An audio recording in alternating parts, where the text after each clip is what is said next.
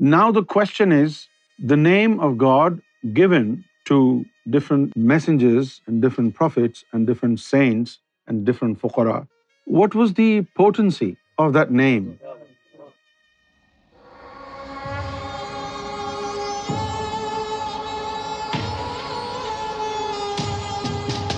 According to the Quran, God's name does not enter into some hearts.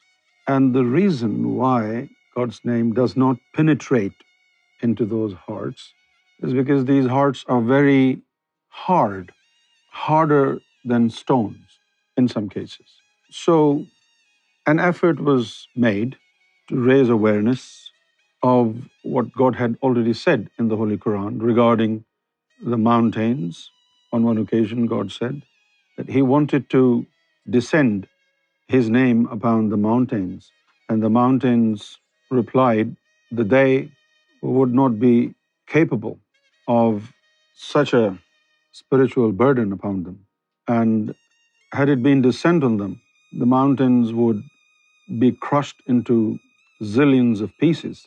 And this is how powerful God's name is. Now, the question was yesterday, if God's name is so powerful that even the mountains were not capable of absorbing the grandeur of the divine name, how come a human heart, which has been regarded as a piece of stone, can escape the grandeur of God's name? That was the point. It was disturbing, and at the same time, it was not up to the standard of the divine name.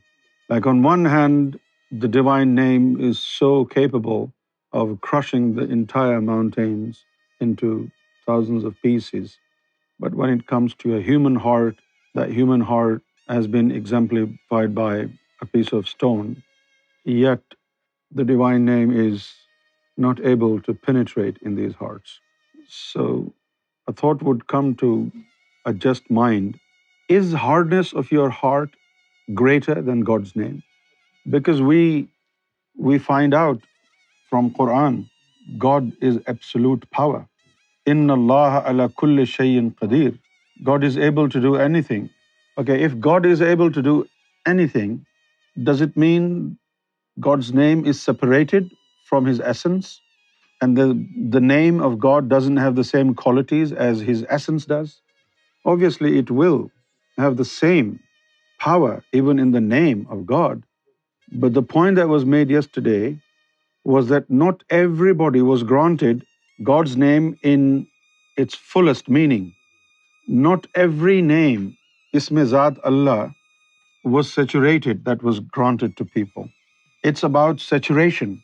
It depends how saturated God's name is, which is spiritually transmitted to you, either by your prophet or somebody that was appointed by the prophet.